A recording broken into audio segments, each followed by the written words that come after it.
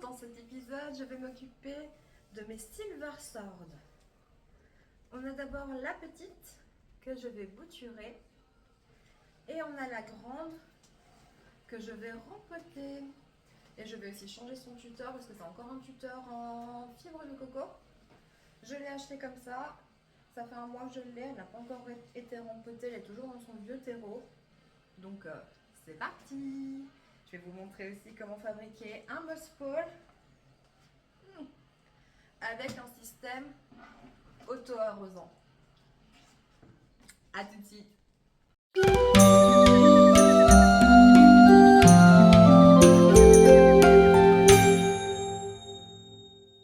L'étape création du moss pole. J'ai découpé mon grillage à cette taille-ci, à peu près un assez gros parce que le Silver Sword est quand même épais, il y a quand même beaucoup de pieds à mettre dessus, j'aimerais bien les mettre tout autour. Donc je veux que les racines aient de la place. Tu as besoin de ton grillage à poules, de sphènes, d'un gobelet, de colson, de cordes et d'une petite pince coupante. Et c'est parti. Pour commencer, je mets la sphène que je sors. On la veut humide mais pas détrempée. J'en mets une première couche sur tout le moss pole. Et là, ce qui va être intéressant, c'est qu'on va utiliser cette corde pour garder le moss pole humide par capillarité. Petite astuce pour ne pas avoir à asperger le moss pole tous les jours pour bien le garder humide. Ça va être un grand moss pole, hein. J'en ai jamais fait d'aussi grand. Ça n'existe pas en tout fait, je pense, avec des trous vraiment sur tout le tour. Il n'y en a pas chez Plant Scraper, il n'y en a pas sur Temu. Il y en a imprimé en 3D, oui. Mais je veux vraiment qu'il y ait assez de trous pour pouvoir faire passer toutes les racines, quoi. Je vous conseille de le faire dehors parce qu'on fout de la mousse partout. Moi ça va avant le nettoyage de la maison. Je peux me permettre d'en mettre partout et de passer le balai après.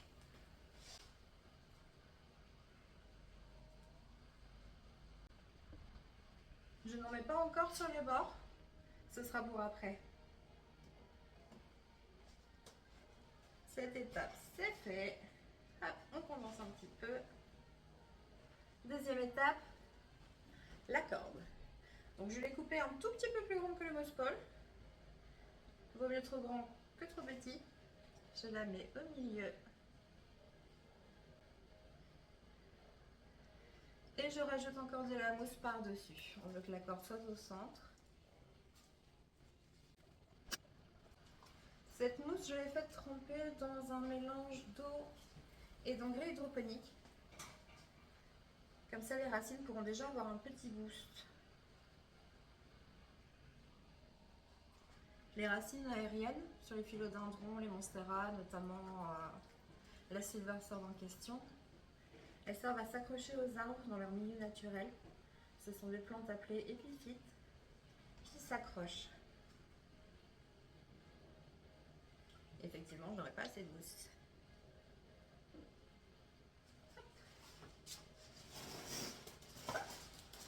J'en reprends ici. Donc c'est de la mousse qui est déjà humide. Elle est déjà vivante. Je pourrais la mettre juste comme ça, mais voilà, j'aime bien avoir ce petit boost d'engrais supplémentaire. Ce n'est pas de la mousse ultra pure, comme peut vendre aussi Botanica, qui est fabriquée en laboratoire et qui n'a pas d'impureté du tout, qui est très bien pour les boutures du coup. Celle-ci, il y a des petits morceaux de bois, il y a des petits morceaux, j'ai envie de dire, d'habitat, qui reproduit l'habitat naturel, finalement, de la plante, qui est un petit peu chunky. Alors, où en est-on? Est-ce que ça se ferme? Ça se ferme encore un tout petit peu à certains endroits.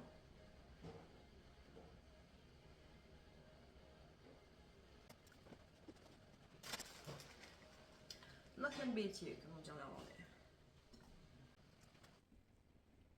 Des Silver Sword, du coup, j'en ai deux.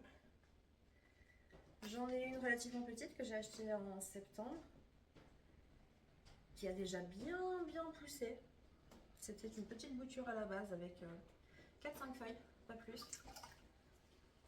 Maintenant, elle est quand même adulte, elle a bien poussé. Et j'en ai une autre, et elle était sous l'appellation Silver Queen. Moi, je n'avais pas de Silver Queen, j'avais une Silver Sword.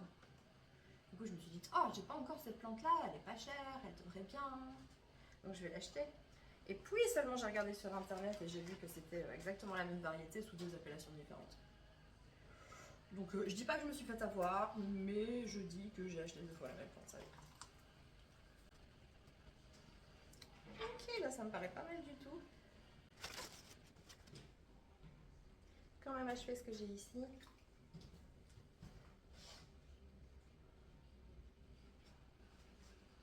C'est vraiment le plus gros moss pole que j'ai jamais fait. Ok, ça, on n'en a plus besoin. Ça dégage. J'aime pas avoir les mains sales, mais je peux pas utiliser les pieds. Voilà. Ça, c'est un bon gros moss pole. Ensuite, les petits caleçons.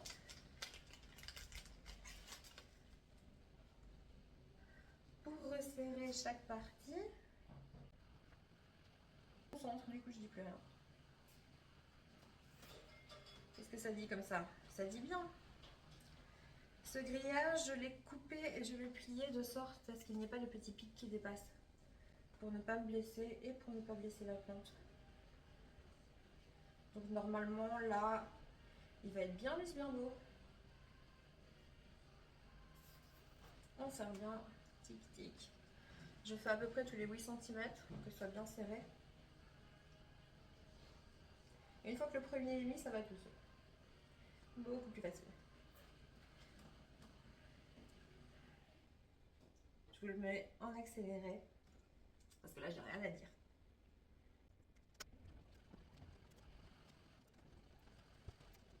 On est début mars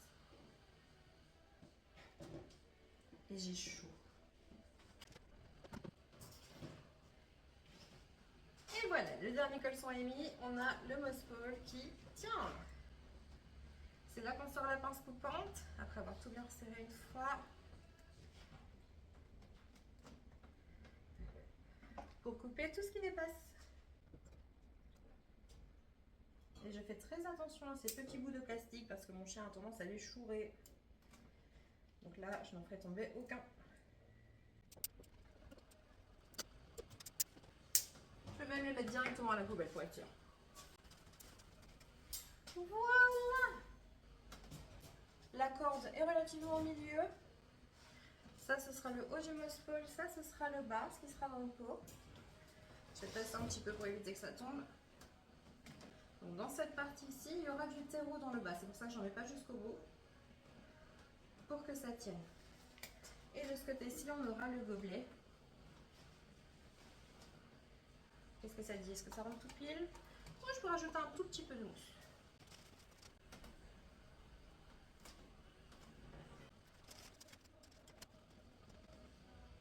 Ok, on va vérifier. Ouais, là, comme ça, c'est bien.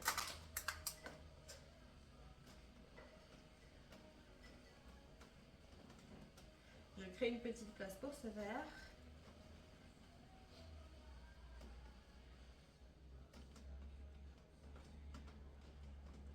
Et maintenant, l'étape qui va être drôle, c'est que ce tout petit trou là, je vais essayer de passer la corde dedans. Et c'est pas gagné. Je vais humidifier un petit peu. Ok. Et c'est numéro 1.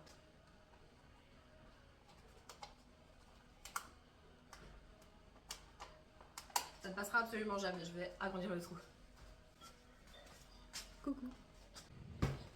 Pour ça, j'ai ma petite Dremel. Super pratique avec un embout pour perceuse. Là, ça devrait suffire. Et c'est numéro 2.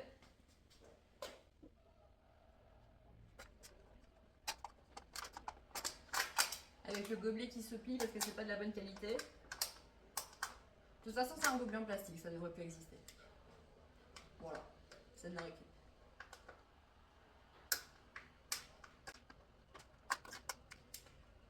Hey! Le deuxième essai était le bon!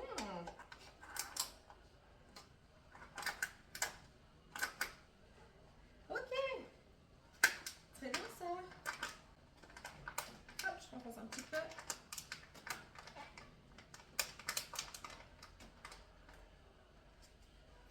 Il rentre quasiment tout juste. C'est plutôt pas mal. Je vais rajouter un petit peu de soignature si j'arrive. Faut qu'il soit vraiment bien bloqué et comme ça quand j'arroserai dans ce petit gobelet, ça n'en mettra pas partout. Ça ne devrait pas tomber.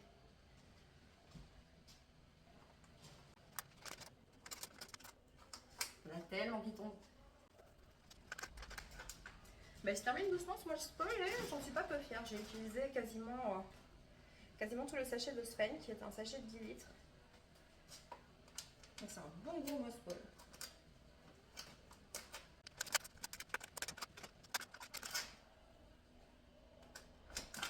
Ok, qu'est-ce que ça dit?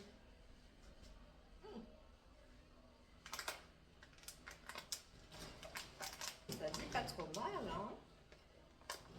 Ça dit pas trop mal du tout. Je crois qu'avec un gobelet un tout petit peu plus épais, un peu moins friable, ce serait mieux. Parce que là, il se plie dans tous les sens.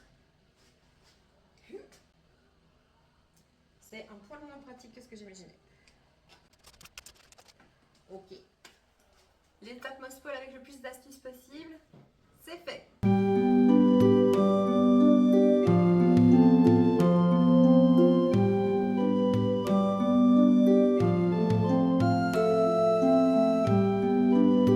Étape préparation de terreau.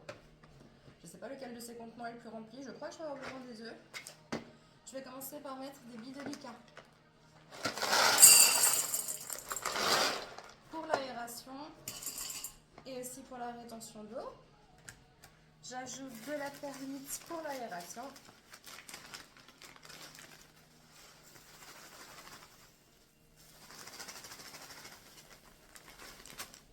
Parce que les philodendrons comme les monstera ont besoin d'un terreau qui est bien drainant, bien aéré, pour que leurs grosses racines puissent aller puiser l'eau et les nutriments, mais sans être étouffées. Ensuite, j'ajoute de l'orchid bark, de l'écorce de noix de coco. Pareil, c'est pour le côté aéré. Un petit mélange déjà. J'aurais dû prendre un seau, j'aurais été plus maligne. Et ensuite, j'ajoute du terreau. Alors ça, c'est un mélange qui est déjà fait. Je l'ai acheté chez Go Jungle. C'est une marque belge qui fait des terreaux, qui propose des substrats, qui fait ses mélanges elle-même et que je vous conseille. Alors, petite pelle. Hop! Ça, c'est un mélange pour ficus parce que c'est tout ce qui me reste. Et je vois que dedans, il y a déjà de la zéolite, il y a déjà de la perlite, il y a déjà de l'orchid bark aussi. Mais en plus condensé, donc je suis contente de l'aérer un petit peu plus quand même.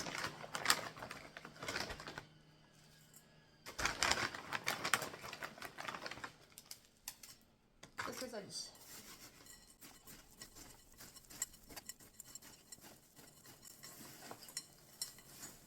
Oh, ça m'a l'air pas mal comme ça.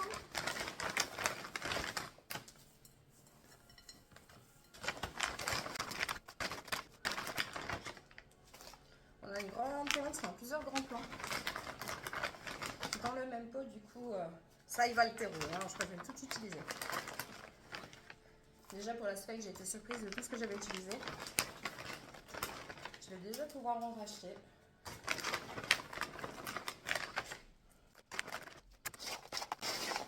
Enfin, j'aime pas le bruit que la perlite fait sur le plastique, ça me crispe.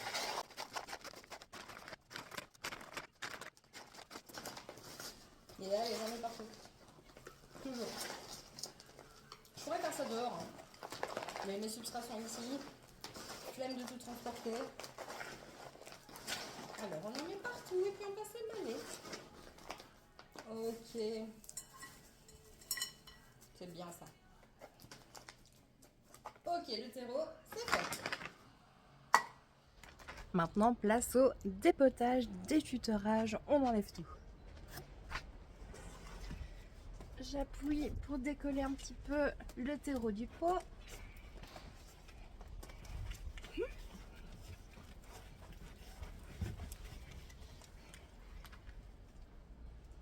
Et on va essayer de ne casser aucune feuille. On va faire le maximum. Oh. C'est bien accroché. Hein. Ok. Qu'est-ce que ça dit?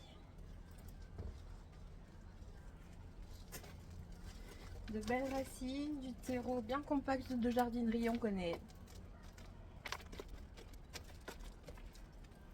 On libère les racines.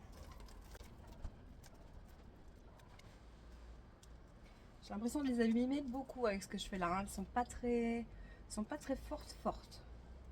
Elles sont pas très grosses, pas très épaisses, pas très vivantes. Ouais, j'en enlève beaucoup. Ça, c'est le gros inconvénient de ce type de terreau, c'est que les philodendrons, les monstera n'ont pas tendance à faire des grosses racines comme elles aiment, puisque ce n'est pas aéré. Elles vont plutôt faire des petites racines pour aller chercher les nutriments. Mais c'est pas ça qu'on veut, donc il est temps qu'on rempacte.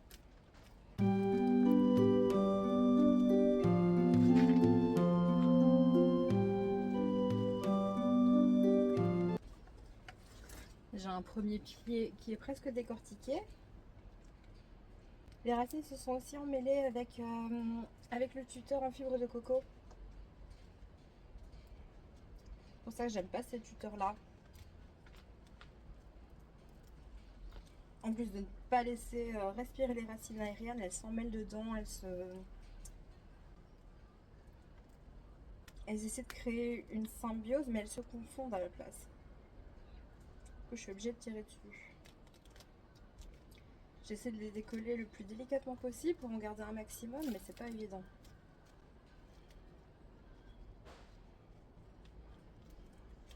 Je démêle, je dépatouille.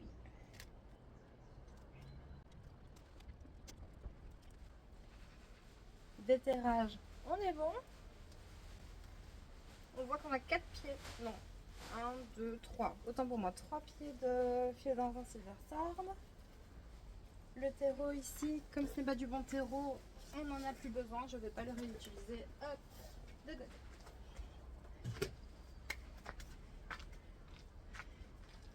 Ensuite, dépatouillage du tuteur.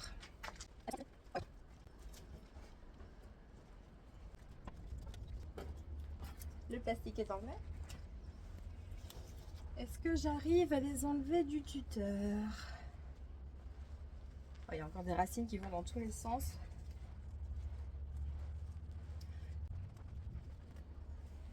Ces 3 plants étaient à 12 €.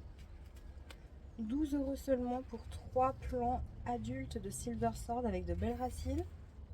Ça valait la peine. Maintenant, c'est beaucoup de dépatouillage pour vraiment qu'elles soient en forme et qu'elles continuent à faire des feuilles bien matures, comme celle-ci. Mais le jeu en vaut la chandelle, je pense.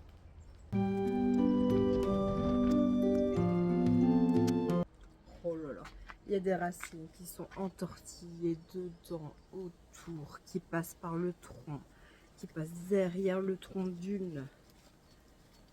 Oh là là là là. Je crois que j'en ai encore pour un moment. Des heures de fun et de dépatouillage.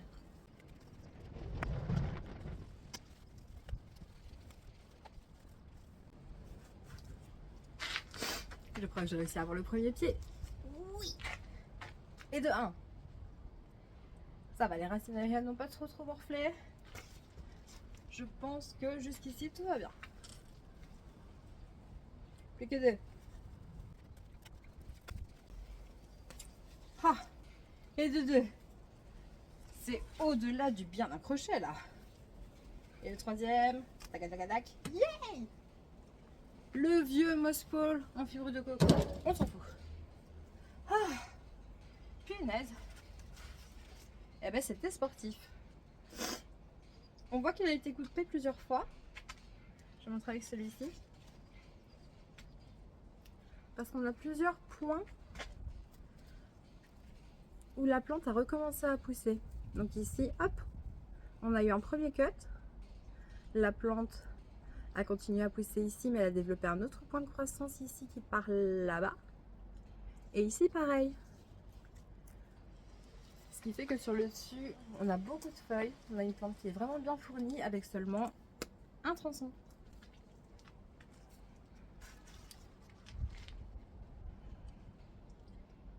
Celle-ci, elle l'a juste une fois. Elle a été coupée aussi, mais une seule fois. Un poil moins fourni. Et l'autre,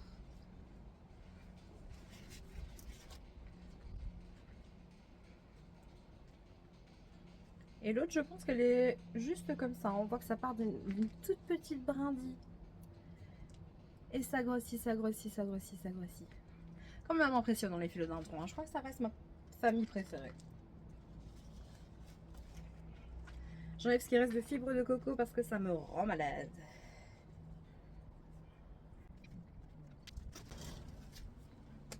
Il est vraiment incroyable ce plan-ci. Hein.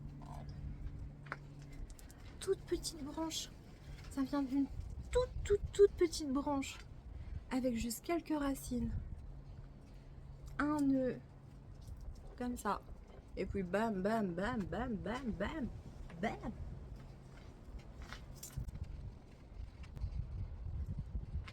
J'ai aussi des racines aériennes qui sont abîmées, qui sont toutes fines, qui sont toutes sèches comme ça. Elles ne servent plus à rien. On va les couper.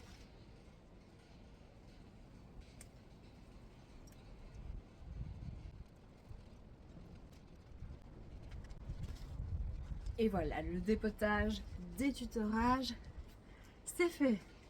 La Sylvester délibérée. Maintenant, retutorage. Sur mon tuteur que j'ai fabriqué juste avant, je vais accrocher les 3 pieds, un à la fois. Je vais commencer par le plus gros, ce sera plus facile, je pense. C'est plus facile de d'abord mettre les plantes sur le tuteur et puis le tuteur dans le pot que l'inverse. Petit tip aussi.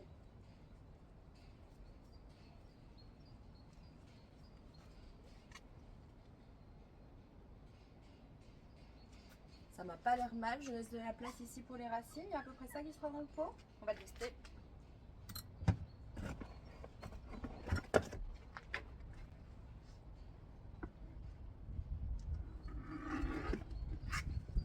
Très bien. Ok.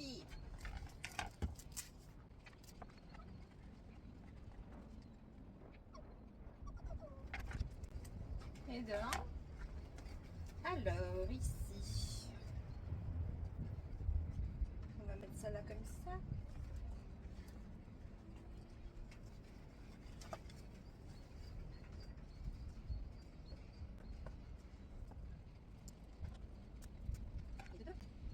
Et ici, donc, on a les 2 pieds qui se séparent.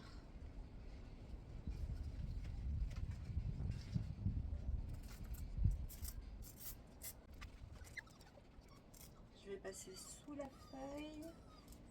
Je vais quand même prendre celle-ci. Et on va mettre ça comme ça.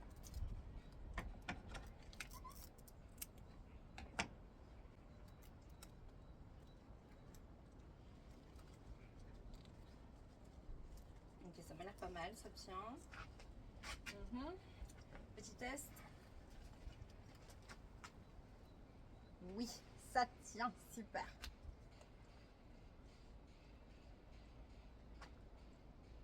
Pour les autres, je vais poser ça là, attention aux feuilles.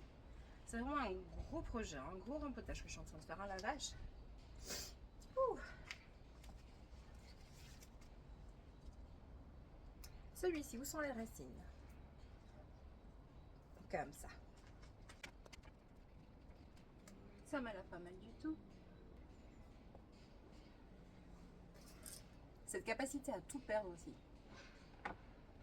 C'est quand même phénoménal.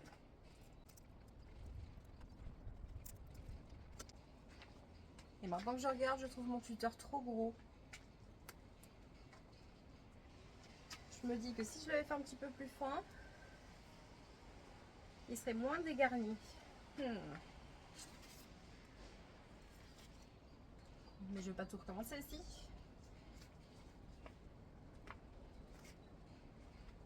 Allez, j'essaie comme ça. Et on verra. À nouveau, cette capacité à absolument tout perdre. Hein. Luche.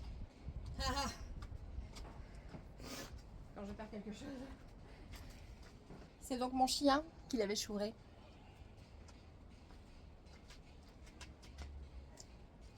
Alors. Ça m'a l'air pas mal du tout.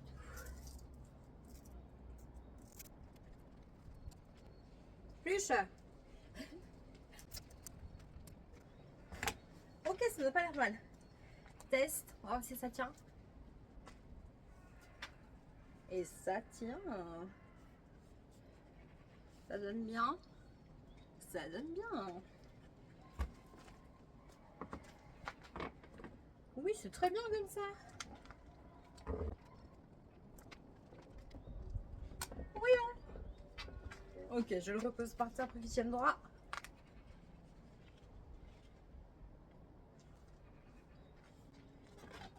Le tutorage, c'est fait. Maintenant, je prends mon gros pot. Et on va s'occuper du gros pot qui n'a pas encore de trou de drainage. Donc, je vais en faire avec la drémelle que j'ai utilisée juste avant.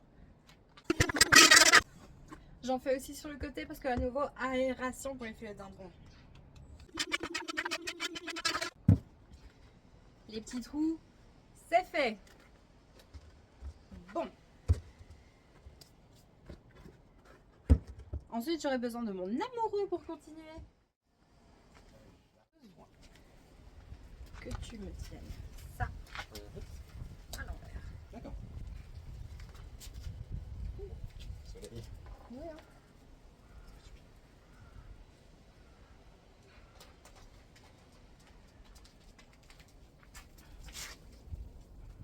Nickel.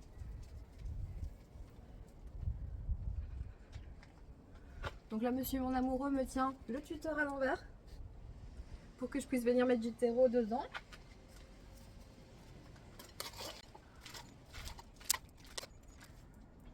Et ensuite, la technique, Maligne. plus ou moins centrée, on fait vers moi. Tiens plutôt le bas. Ouais. Super, tu peux mettre sur la table. Yay! Est-ce qu'il faut que je Cool. le tienne pendant que tu remplisses? Oui, je veux bien que tu te tiennes pendant que je remplis. C'est relativement centré, hein. Ça m'a l'air. Ouais. Ça a l'air très bien. Je vais essayer de rapprocher un petit peu celui-ci. Je pense qu'il donnera mieux si je le rapproche. Attends. Tu tiens? Ouais. Hop là.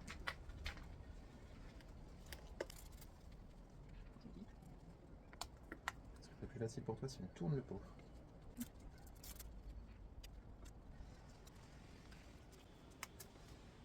Et pas d'avance, on va tout enlever et tout remettre. Hein.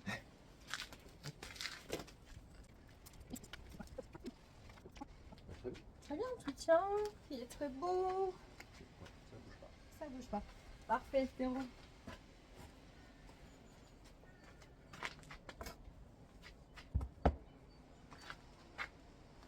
Je te laisse faire. Ça, c'est bien. Tu le tiens là? Ouais. Est-ce que tu veux que je soulève les feuilles pour Ah, le je fait veux de les bien. laisser. Les feuilles là, ouais. s'il te plaît. Il va me falloir beaucoup plus de terreau. Je vais mettre de côté.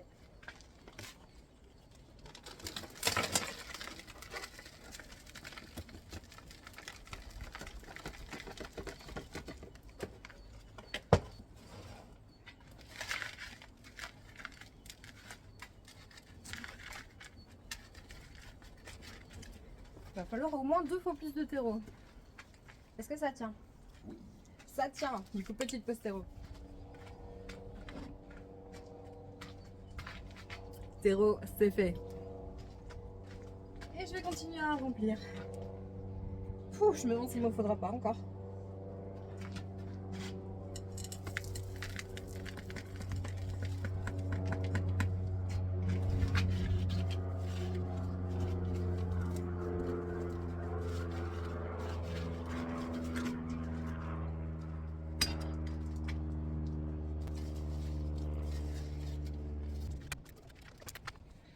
Nous voilà avec un gros pot bien lourd, bien rempli.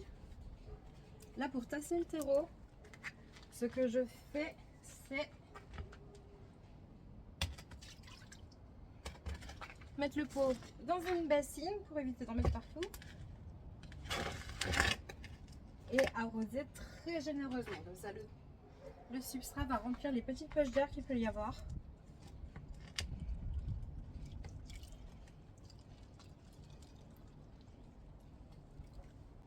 Et de une. Le premier tassage c'est fait, ça me permet aussi de bien réimprégner le substrat qui était jusqu'ici tout sec. Dans le deuxième round, je vais ajouter de l'engrais de chez Hydropassion Master Grower pour avoir une petite dose de nutriments. Je sais que normalement c'est pas conseillé pendant le rempotage parce que la plante peut être en état de choc, mais ici en fait elle est en train de faire de nouvelles feuilles, donc elle est quand même en phase de croissance. Je ne pense pas que ça devrait poser de problème, au contraire.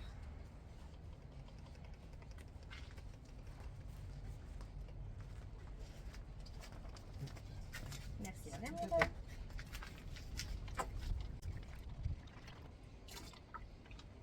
On mélange toujours bien l'engrais. Peu importe le produit qu'on ajoute, on le mélange bien.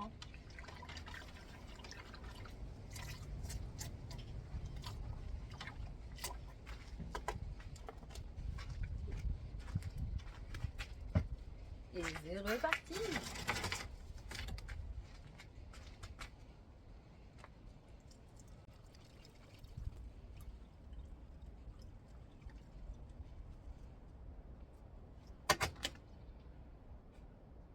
L'objectif c'est de garder le pot relativement droit, hein, pour que l'eau fasse vraiment cet effet de pression pour aller remplir les bulles d'air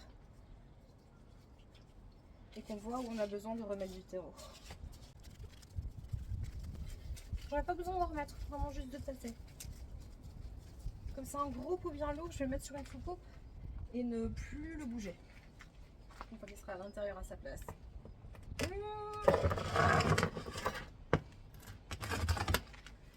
Je change de récipient. Et il est.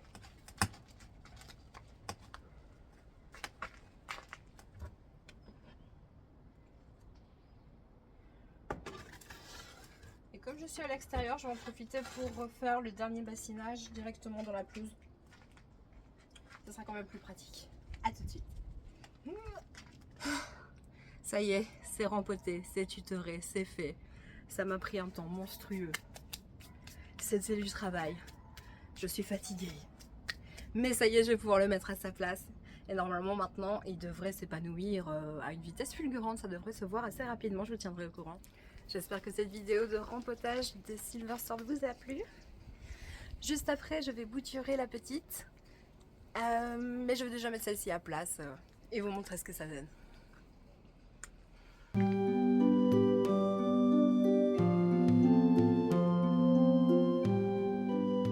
Elle est à sa place. Elle a un beau pot, elle a un beau tuteur. Et maintenant, je vais tester le système de mèche. En remplissant ici le petit verre. Hop. Et logiquement, si j'ai bien fait les choses, cette mèche devrait s'imprégner et imprégner toute la sphaigne jusqu'en bas. Et ça, à mon avis, je vais pouvoir la remplir tous les jours, voire 2 fois par jour. J'en profite pour vous montrer plusieurs méthodes de réhydratation des Moss-Pole. Ici, j'ai juste un pot troué, un petit gobelet avec un trou dans lequel je viens mettre de l'eau. À une main, ça s'annonce compliqué.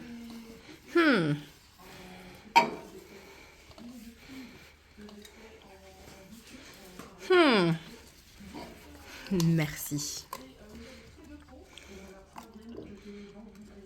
Hop. Et de cette façon, l'eau va s'écouler très progressivement dans la mousse. Et ça, je le fais une fois tous les 2 jours en hiver. Pour les plus petits Moss-Pole, ceux pour lesquels j'ai été maligne et j'ai ajouté, est-ce qu'on voit bien, du plastique à l'arrière. Ils ont besoin d'être moins souvent réhydratés. Et là, j'utilise juste une petite pipette. Hop. On réhydrate bien le tout. Pour celui-ci, pareil. Oh, il est magnifique. Il me fait de ses feuilles roses. Depuis qu'il est sous la lampe terre à LED, ces couleurs sont absolument incroyables, quoi. Une tuerie. Et on réhydrate. Ça, j'essaie de le faire tous les jours, mais on est seulement au mois de mars. Je pense que en été, il va falloir le faire matin et soir. Hein. Je pense. Bon, ça fonctionne ici, ça c'est cool. Et ça c'est cool. Mon compagnon me dit que c'est une blague de daron et je trouve ça plutôt drôle. Du coup, je vous le partage aussi pendant que je suis en train d'arroser tous mes moss balls. Maintenant, deuxième silver sword, place au bouturage. Je me suis longuement questionnée sur le comment j'allais faire. Mais la première étape, dans tous les cas, c'est couper.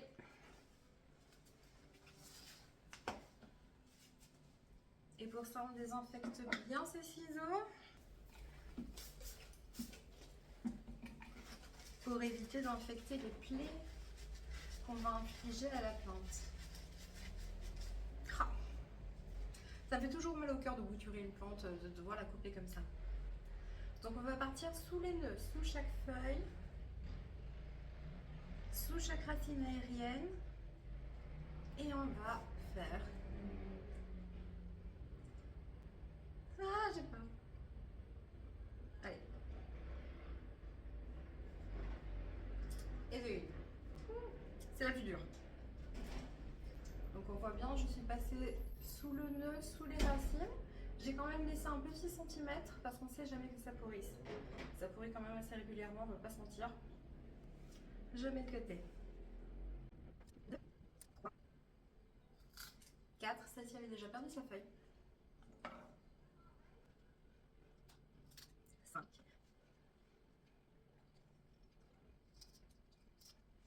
6. 7. 8. 9. Et le petit tronc que je vais laisser comme ça tranquille.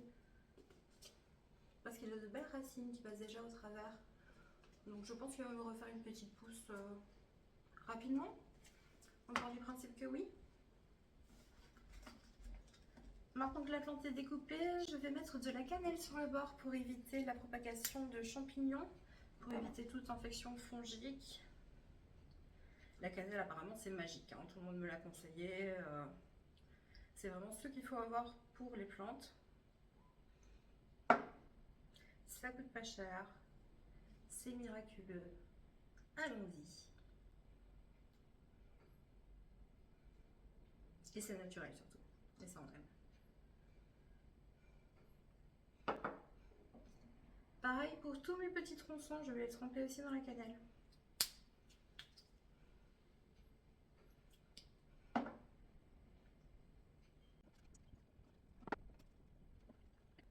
Tous mes petits bouts sont faits. Toutes les plaies ont été imprégnées de cannelle grâce à la sève.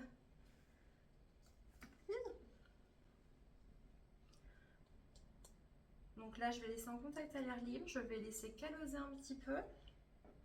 Laisser sécher pendant une petite demi-heure, histoire que cette partie meure en fait. Le but c'est que cette partie, il n'y ait plus de cellules vivantes dedans, qu'il n'y ait plus d'hormones de croissance dans un sens ou dans l'autre.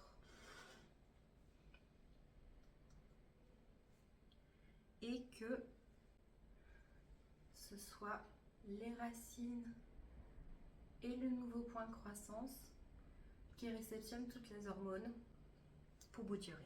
Pendant que je fais sécher les petites boutures, je vais préparer mon mélange de sphène avec une toute petite goutte d'extra root dans de l'eau.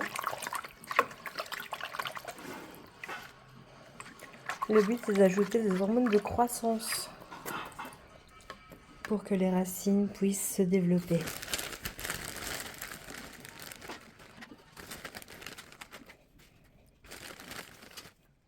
On se retrouve le lendemain, maintenant que mes petites boutures ont bien créé leur callosité, que le goût est bien j'allais dire nécrosé, mais non, mort, de façon saine et naturelle. Et c'est parti pour le vrai bouturage. J'ai préparé une petite caisse avec un couvercle pour garder l'humidité et j'ai rincé de la pumice, qui est une pierre, une roche, un minéral assez gros et qui va servir de drainage au fond de mon bac.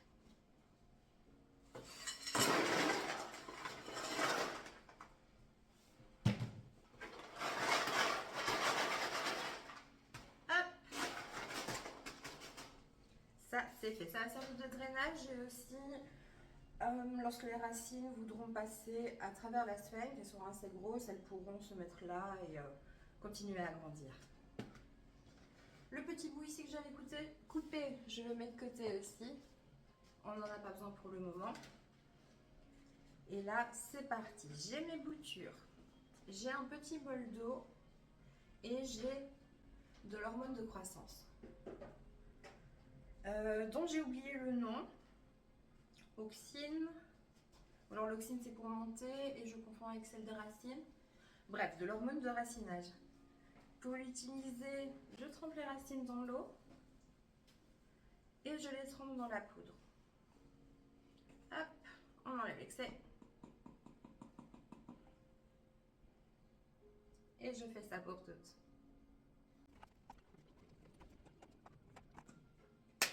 L'hormone de croissance, c'est fait.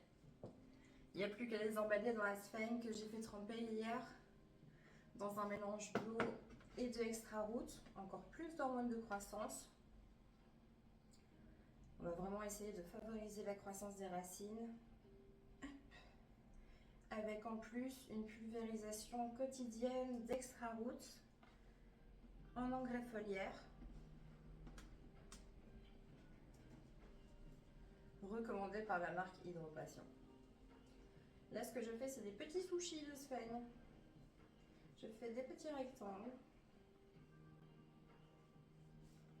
pour pouvoir enrouler mes boutures dedans et les racines. Et de 10, parce que j'avais 10 boutures. Il me reste vraiment pas assez de sphène, je sais que j'en aurai pas assez, j'en ferai après. De retour avec ma sphène trempée, détrempée, essorée, plutôt essorée. Maintenant, je vais enrouler chaque petit bout dans mon sushi. Hop, hop. Et serrer un petit peu, histoire de commencer et que ça tienne. Et de 1. Je vais faire ça pour tous.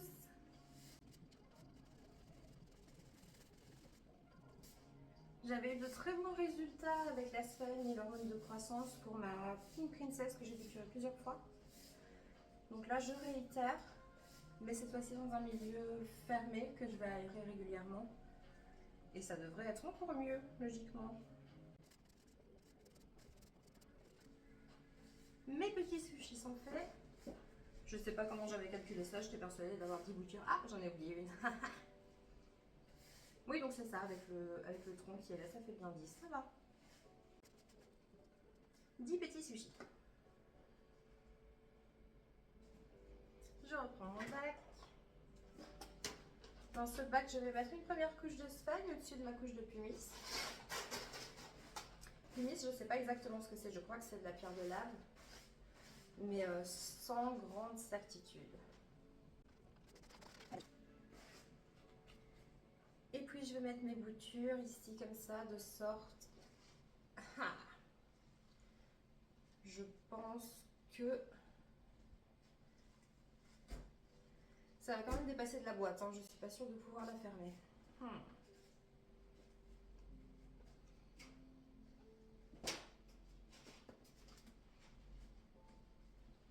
On va même essayer d'appuyer dessus un maximum. Hop, les petites dans les coins. Je dis les petites dans les coins, j'ai commencé par celle-ci en plein milieu. Soyons organisés. Aujourd'hui, il fait toujours chaud en Belgique. 24 degrés au mois de mars, normal. Un peu inquiétant, mais on va dire normal. Et j'ai mon petit bout ici sans feuille. Je peux le placer là au milieu. C'est parfait. Ok, maintenant avec Slim Patch, je vais juste combler les trous.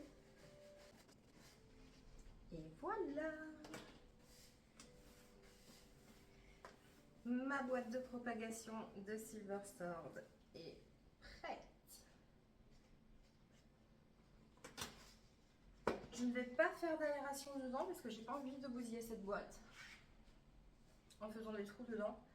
Donc à la place, je vais l'aérer régulièrement. De toute façon, je vais pulvériser de l'extra roots dessus tous les jours. Donc elle sera aérée au minimum tous les jours. Et une fois par semaine, je vais faire une vraie grosse aération, bien ouvrir pendant plusieurs heures pour changer l'air. Ma boîte de prop est faite. Ma Silver Sword est rempotée, retutorée. Je pense qu'on a fini toute cette aventure qui m'aura pris plusieurs heures de rempotage, découpage. J'espère que vous m'avez suivi jusqu'au bout, que vous avez bien aimé cette vidéo où je n'ai pas encore l'habitude de papoter, donc je fais beaucoup d'accélération. Quand je parle pas, ça vaut pas la peine que je vous laisse comme ça dans le vide. J'aimerais bien que vous mettiez un petit like, ça fait toujours plaisir. Abonnez-vous à ma chaîne et je vous dis à bientôt.